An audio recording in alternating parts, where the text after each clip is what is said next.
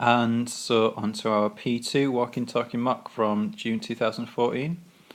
And a nice fun start to the first question. AQA going all fun on us because we've got a slide in a children's playground.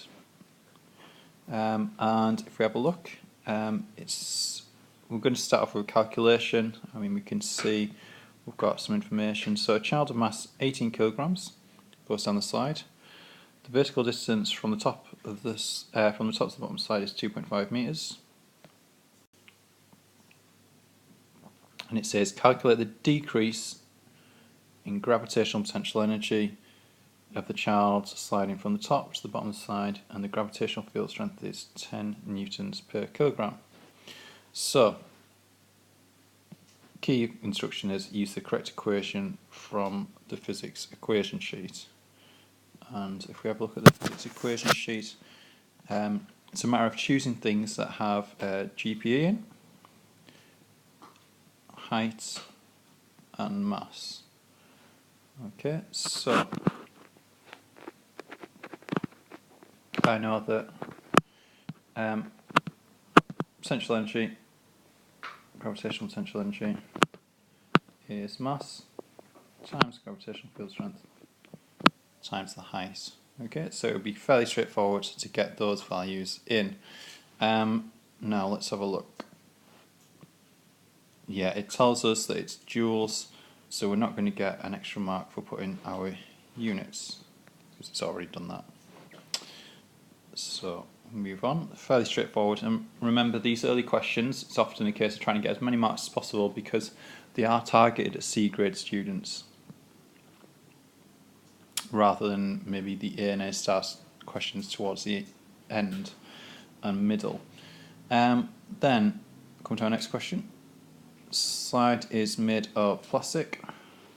The child becomes electrically charged when he goes down the slide. Explain why. Now, because this is an explain question, we're going to have to link it to some science.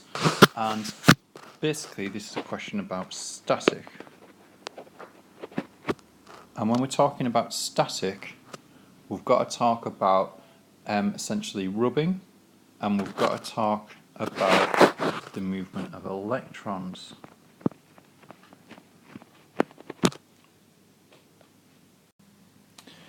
So, static occurs when we have friction between two surfaces, i.e. rubbing. In this case, it would be between the child's clothing and the child, and that's a key thing.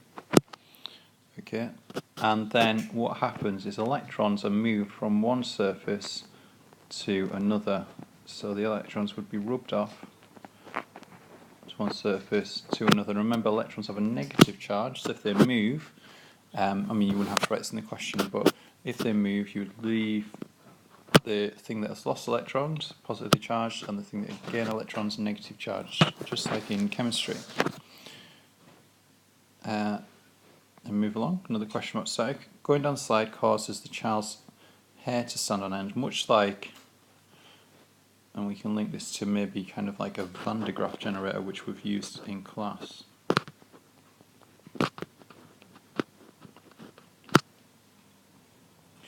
What conclusion about the electrical charge on the child's hair can be made from this observation? Well, what we've got to think about there is essentially, in this case, the child's hair is standing on end and it's all repelling. And again, just as in chemistry, we've got to think, what do we know repels in chemistry? And we can't be talking about magnets or anything like that, we've got to be talking about charges. Okay, and we then try and give a reason for that answer. And the final part of the question, why would the child not become electrically charged if the slide was made from metal? Wow, right, what we've got to think there is what's different between metal versus plastic. So I'd be thinking about conductors versus insulators.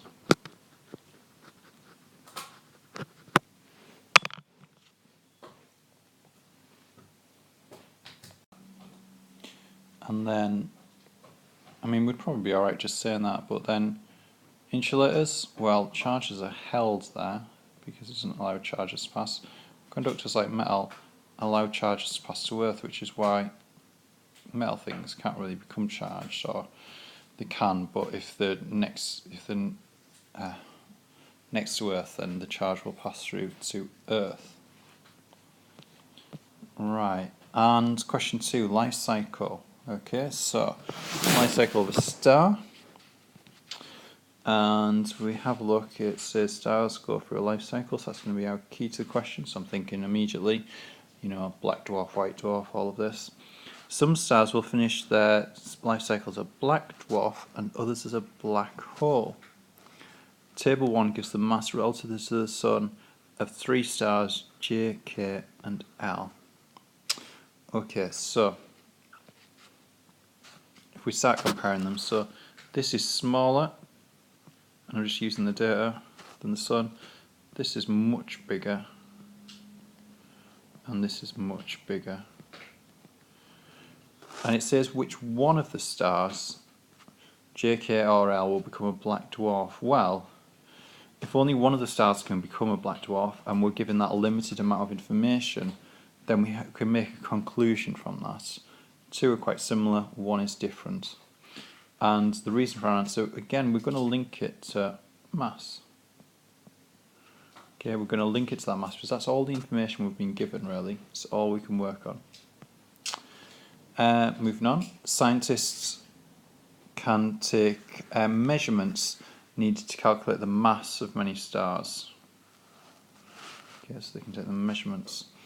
They cannot calculate the mass of the star Betelgeuse. They estimate the star has a mass between 8 and 20 times the mass of the Sun. That's an estimate. Betelgeuse is in the red supergiant stage of its life cycle. What will happen to Betelgeuse at the end of the red supergiant stage? Well, we've got to remember our star life cycle. You know, I think in your revision guide it goes something like this. We'd want to be looking at this one because it's much bigger than the Sun, and then following it through, so it's a recall question.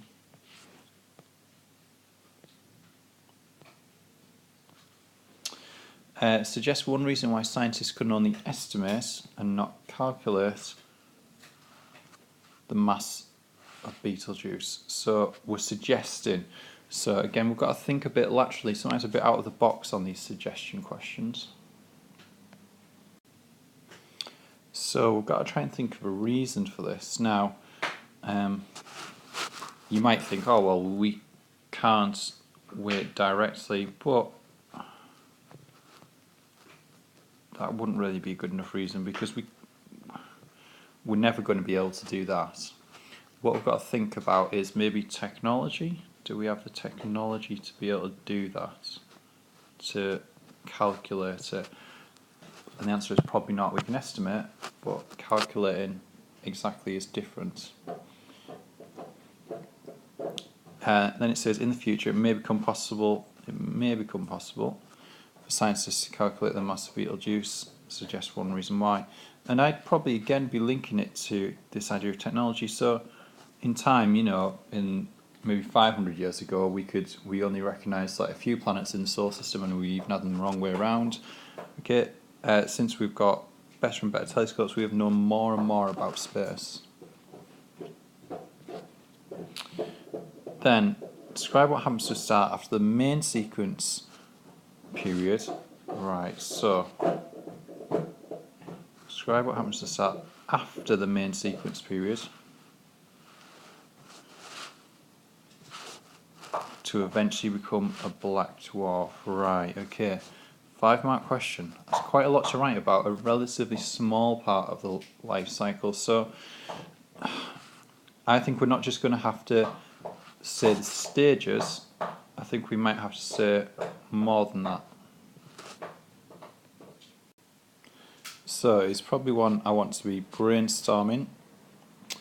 So we'll start with our stages, but we'll say what happens for each one. So after a black dwarf,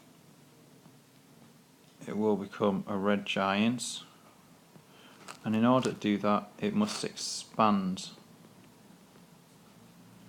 and also it must run out of hydrogen as its main fuel and start to fuse helium.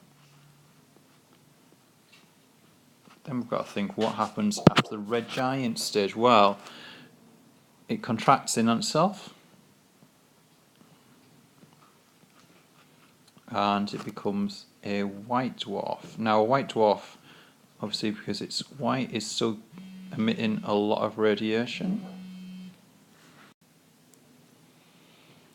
Then also, once it's contracted and become a white dwarf, what will then happen in order for it to become a black dwarf? Because that's our final thing. I'm not going to get a mark for that, it's in the question, but if something's black, it's not going to be emitting heat anymore.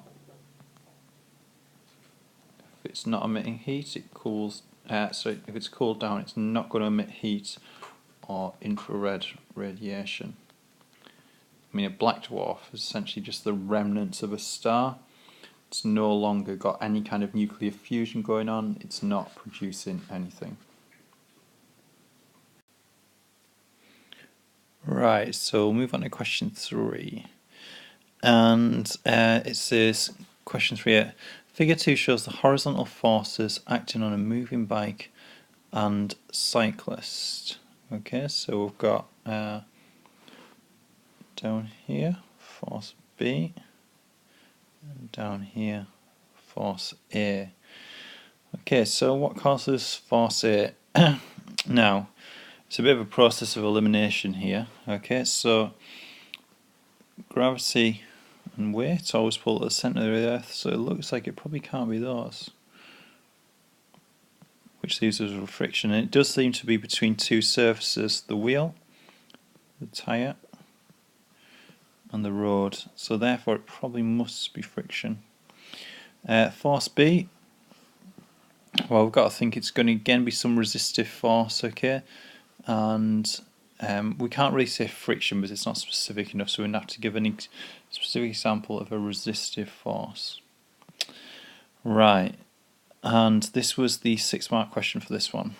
So we've got the velocity of a cyclist during the first part of the journey along a straight and level road.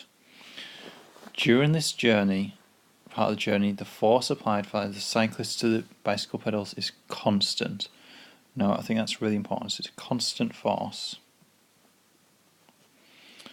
Okay, and we get this velocity time graph. Now, the question is asking for two things. So describing how the velocity changes. So essentially this means interpreting the graph.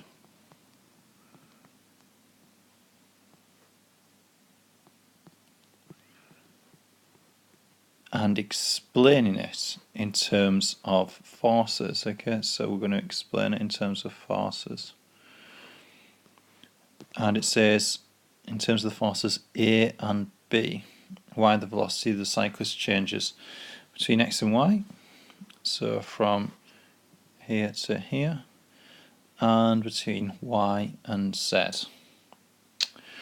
Okay, so we've got to use quite a lot of information here. So what we'll probably do is we'll probably start by describing the motion between X and Y. Okay, so you can see velocity is increasing, it's going up, therefore it's accelerating.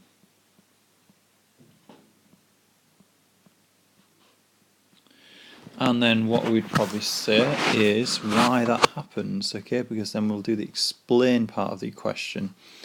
So we'll talk about unbalanced forces because that's how we get a change in velocity. And if we go back to, if we look at our picture, you know, we've got our cyclist,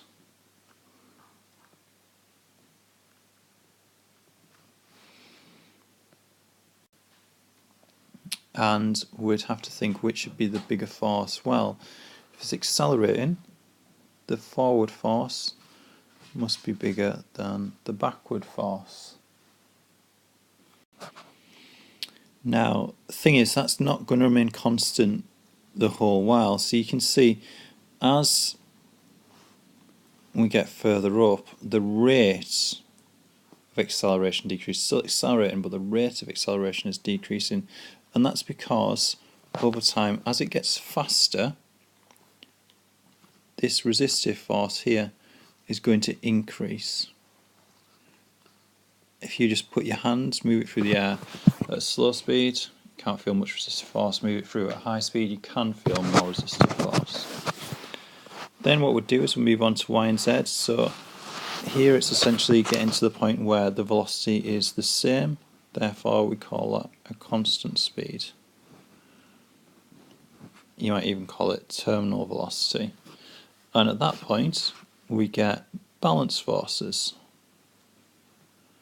And we'll talk about how this resistive force here has increased to the same size as this resistive force going forward. And if we can get all that in, and make sure we always mention between x and y, or between y and z, so we're specific about where things are happening, we should be able to get good marks.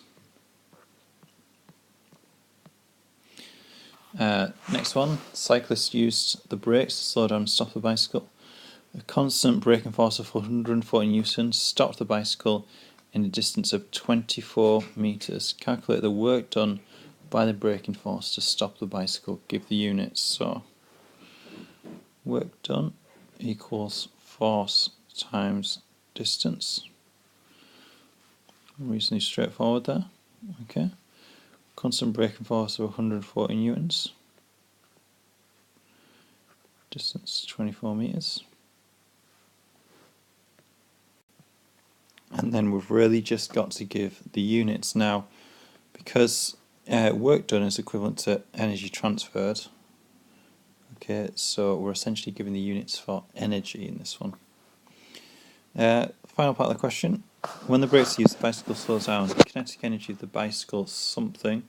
At the same time, the something of the brakes increases. Okay, so we're talking about brakes, talking about energy, and we probably want to talk about energy here as well.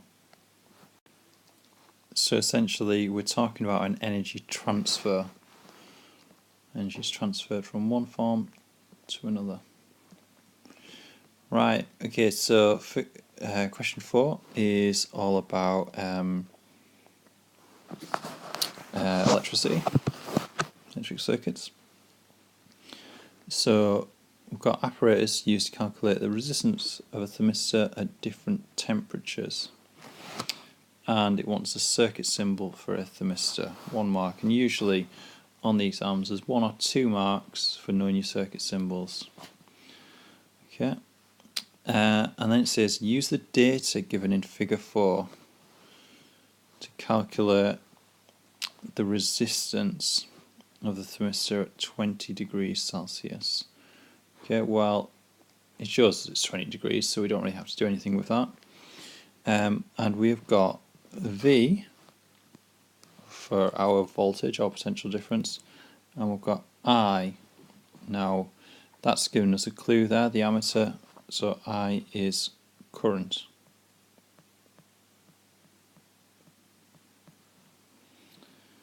So, on our equation sheet we have V equals I times R. Now the first thing you notice, we're trying to calculate resistance, so we need to make R the subject of the equation, so we can just move that down there to give R equals V over I. Okay, and then it should be fairly straightforward. So getting 2 marks there. One of the marks is for that rearrangement. And we're given the units, so we don't have to worry about those. Ohms. Now, figure 5 shows the axis for a sketch graph. Complete figure 5 to show the resistance of the thermistor will change as the temperature of the thermistor increases from 20 degrees to 100 degrees? Tricky question. So what we've got to think is, we know that as we increase temperature, resistance in a thermistor decreases. So we've got two possible choices. That can either be a linear relationship or a curved relationship, and we've got to think which thing's more realistic. So this one goes down to 0, there would be no resistance at all. This one is what we say tends to 0, so it's going to get close to there, but then it's essentially levelling out. Okay, and it's not going to ever quite get there. And we've got to think in science which one's more realistic, and to be honest, this one is more realistic than this one. It's unlikely to ever get a resistance of 0. For part 4, which one of the following is most likely to include a thermistor? So all we've got to do, we've got to link it to something where it's involved in temperature, because that's how a thermistor changes its resistance. So immediately I'm going to be looking for the word temperature or heat or something like that. The ammeter used in the circuit has a very low resistance. Why is it important that ammeters have a very low resistance? Okay, so ammeters measure current, which is the rate of flow of electrons. So we don't want to obstruct those electrons and therefore reduce the current. So it's important that they have a very low resistance. Then we get to this one. Table 2 gives the temperature of boiling water using 3 different temperature scales. So we've got Celsius, Fahrenheit, and whatever that one is, Reaumur. Scientists in different countries use the same temperature scale to measure temperature.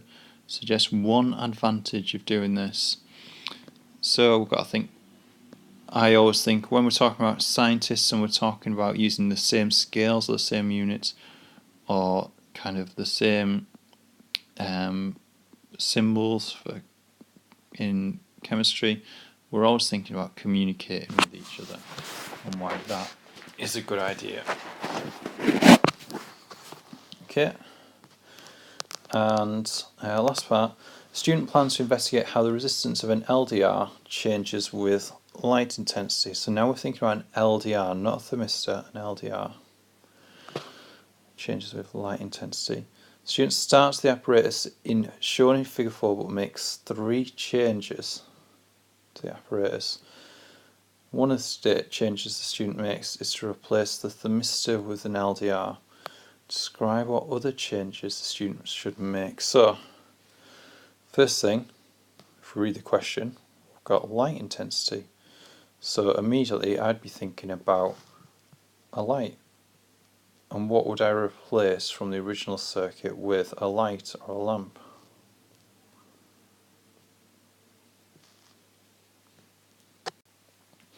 And also in our original diagram we've got a thermometer, obviously used for measuring the temperature of the water. And we've got to think what we'd replace that with so we can check light intensity, because that's what we want to know. That's the value that we need to know because we're changing it. Right, skateboarder, okay, and a question about momentum. So a skateboarder jumping forwards off his skateboard. The skateboard is stationary at the moment when the skateboarder jumps.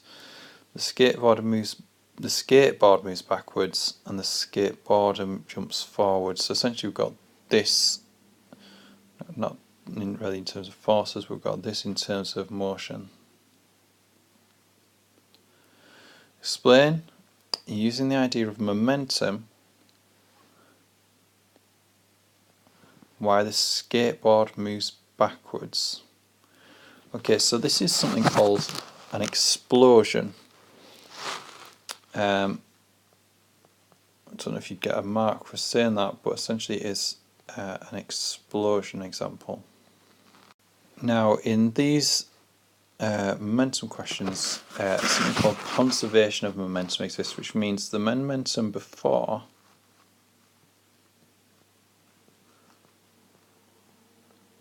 must equal the momentum afterwards. By the way, this is a very hard question. Now, the momentum before, if the skateboarder is not moving, he's stationary, the momentum before must be 0. The momentum after, therefore, as well, must be 0, but that's weird because they're both moving. Okay, and momentum is mass times velocity, and that's a symbol for momentum. So, essentially what we've got is this one backwards would be negative momentum, this one forwards would be positive momentum, and then if we look at the difference between them, it would add up to give a total of 0, and that's what we've got to explain in that question.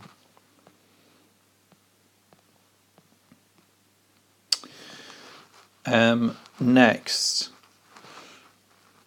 our calculation. Okay, so the mass of the skateboard is 1.8 kilograms and the mass of the skateboard is 42 kilograms. Calculate the velocity which the skateboarder moves backwards if the skateboarder jumps forwards at a velocity of 0.3 meters per second. Okay, right. So, tricky question. So, the first thing you do is find out what you know both values of. So, the skateboarder jumps forwards at 0.3 and is 42 kilograms. So, if we do our calculation,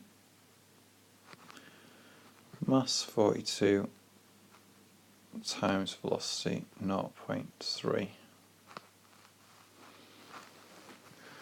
And I think that's going to give an answer somewhere near 14, but it won't quite be 14, but I don't have a calculator. So I'll just put an approximately 14.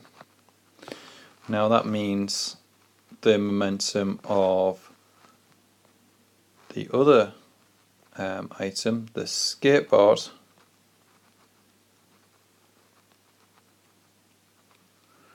must be the opposite to that, so minus 14.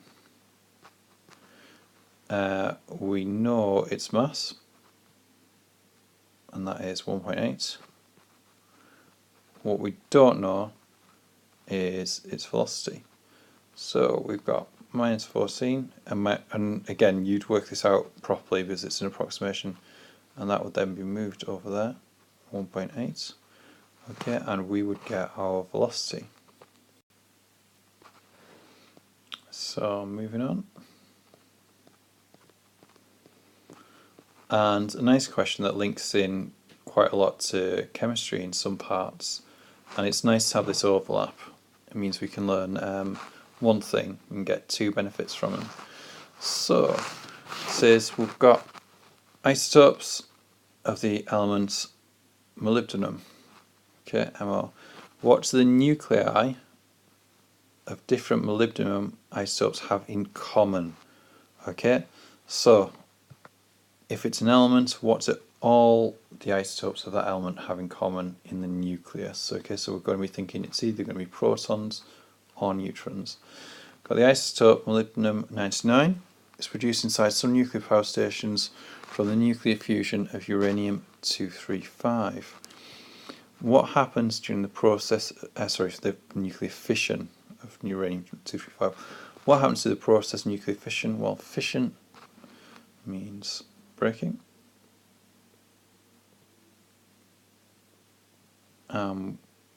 Nuclear refers to the nucleus.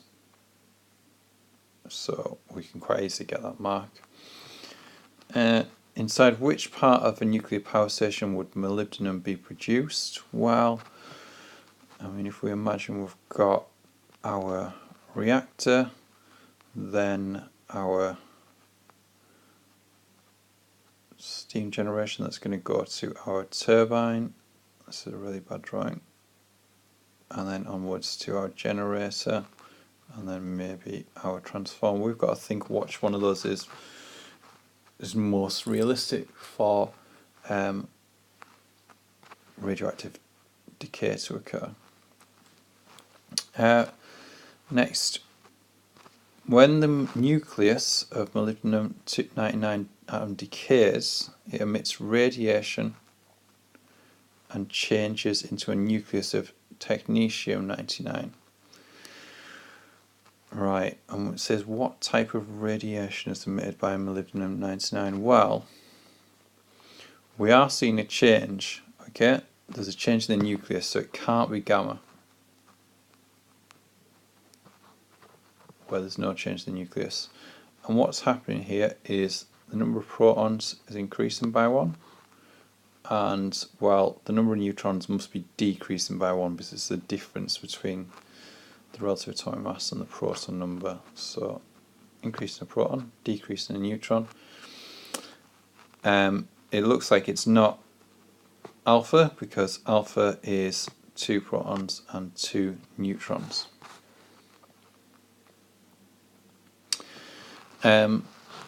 Next, simply ask for a definition of half-life. Recall, the key thing to get in any question about half-life is it's the time. So it's the time it takes for something to happen. Okay, if you don't include that word, you are not going to get the mark.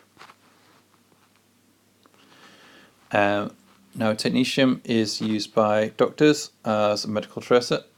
Okay, so it can be put in people's bodies and maybe show certain things, where certain things might be, certain problems. And it's produced inside a technetium generator by the decay of molybdenum-99 nuclei.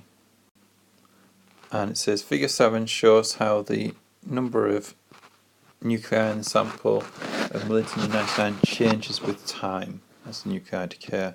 So you can see this classic shape that we get from half-life, where we're getting a curve that goes down and tends towards 0. Again, it's not going to get to 0 because of background radiation. There'll always be some radiation there. And it says a technetium generator will continue to produce sufficient technetium-99 until 80% of the original molybdenum nuclei have decayed. 80%. Oops. After how many days will a source of molybdenum-99 inside a technetium-99 generator need replacing? Show clearly your calculation and how you use your graph to obtain the answer. Now this is the key thing. So you must draw on the graph how you work that out. Okay, so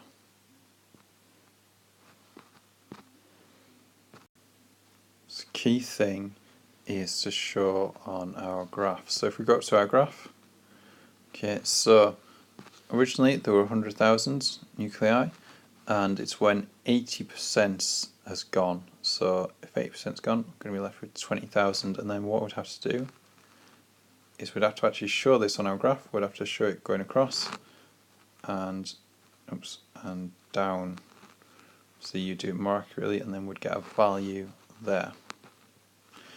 And it does say show clearly your calculation, so I would write, 100,000 times 0.2 or something to those effects to illustrate that I've got 20% of 100,000. Medical tracers are injected into a patient's body. Involves some risk to the patient's health.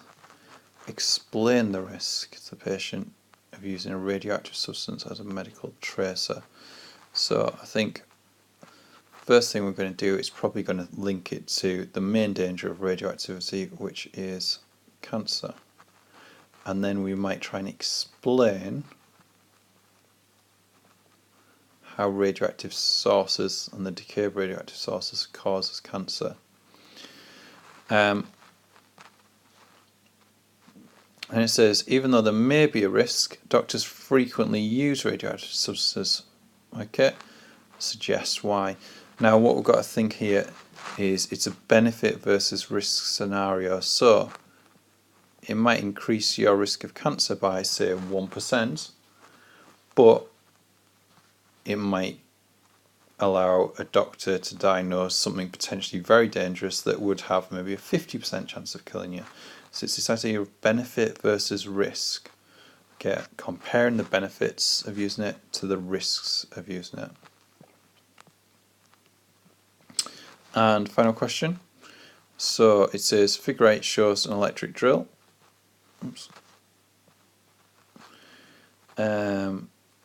You've got plastic handle, plastic cover, plastic grip, all quite important, and 2-core cable.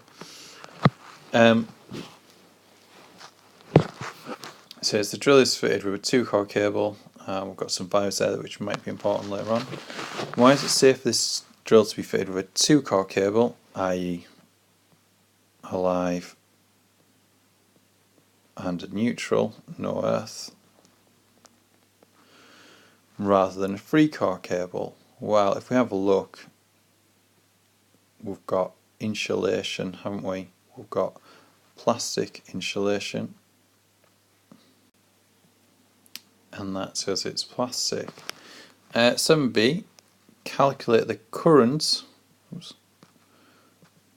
drawn from the mains electricity supply by the drill. Use the correct equation from the physics equation sheet. So again, if we have a look, we've got a power supply of 230 volts, an input of 1012 watts, a completely irrelevant mass that we don't really care about, and we're trying to find the current. So we would look for something that includes current, power, and potential difference voltage. Okay, so we would probably use P equals I times V. So power equals current times voltage, and then like before we'd probably have to rearrange that. Okay, so if you feel more comfortable putting a magic triangle, if you don't, then you can just say because it's a times on this side, we can divide both sides by V, and then we get current on its own. And final question, this is a very common question for 1 or 2 marks, okay? How does an RCCB operate? Usually it's worth 2 marks, so it's quite stingy in this case that it's only 1 mark. So an RCCB, let's say we've got the drill, and the wires into it, although they're in the same lead. Okay, we've got a live wire going in and a neutral wire returning, and that would go to the RCCB. So live, neutral. Now, although the voltage would differ, so it would be 230 volts coming in, 0 volts coming out, the current, i.e. the flow of electrons, won't change. The electrons aren't used up, they don't disappear off anywhere, so the current in equals, or it should be the same as going out through the neutral. Yeah, so current in through live should be the same as the current out through the neutral. So you've got to think, what could an RCCB do related to that, okay? And that's it for P2, quite a quick one. Quite a lot of calculations. You can score highly if you do the calculations correctly and make sure you rearrange your equations and know your units.